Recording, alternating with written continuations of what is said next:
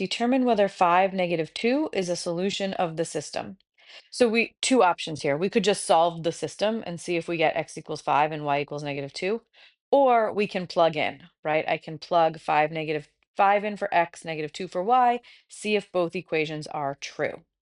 So I have x plus y equals 3, and x minus y equals 7.